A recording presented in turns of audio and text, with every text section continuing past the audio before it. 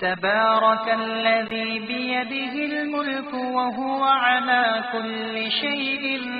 قدير الذي خلق الموت والحياة ليبلوكم أيكم أحسن عملا وهو العزيز الغفور الذي خلق 7 سماوات طباقا ما ترى في خلق الرحمن من تفاوت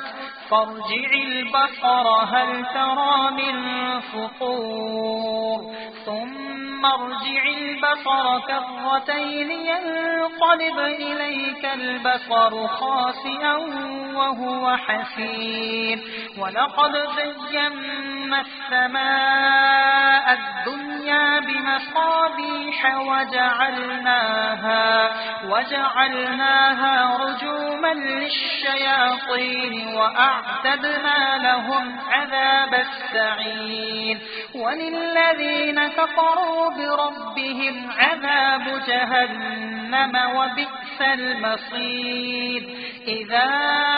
ألقوا فيها سمعوا لها شهيقا وهي تفور تكاد تميز من الغيظ كلما ألقي فيها فوج سألهم خزنتها ألم يأتكم نذير قالوا بلى قد جاءنا نذير فكذبنا وقلنا ما نزل الله من شيء إن أنتم إلا في ضلال كبير وقالوا لو كنا نسمع أو نعقل ما كنا في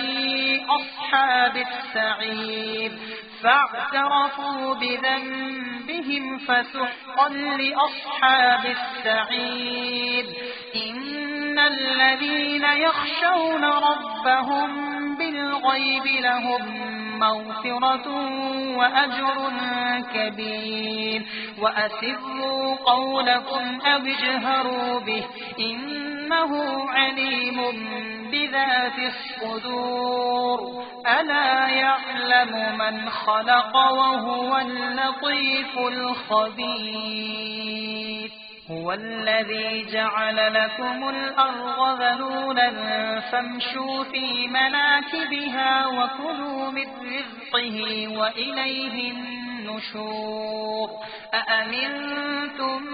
من في السماء أن يخسف بكم الأرض فإذا هي تمور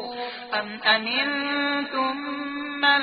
في السماء أن يرسل عليكم حاصبا فستعلمون كيف نذير ولقد كذب الذين من قبلهم فكيف كان نكير أولم يروا إلى الطير فوقهم صافات ويقبض ما يمسكهن إلا الرحمن إنه بكل شيء بصير أمن هذا الذي هو جند لكم ينصركم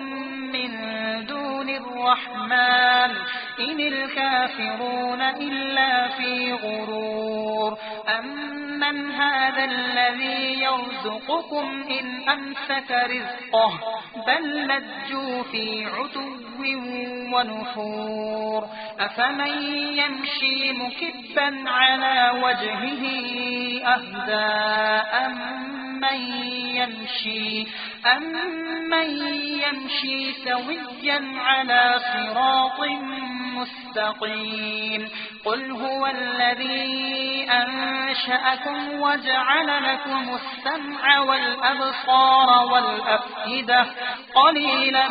ما تشكرون قل هو الذي ذرأكم في الأرض وإليه تحشرون ويقولون متى هذا الوعد إن كنتم صادقين قل إنما العلم عند الله وإنما أنا نذير مبين فلما رأوه زلفة سيئت وجوه الذين كفروا وقيل هذا الذي كنتم به تدعون قل أرأيتم إن أهلكني الله ومن معي أو رحمنا فمن يجير الكافرين من عذاب أليم قل هو الرحمن آمنا به وعليه توكلنا فستعلمون من هو في ضلال مبين قل أرأيتم إن أصبح ماؤكم غورا فمن يأتيكم بماء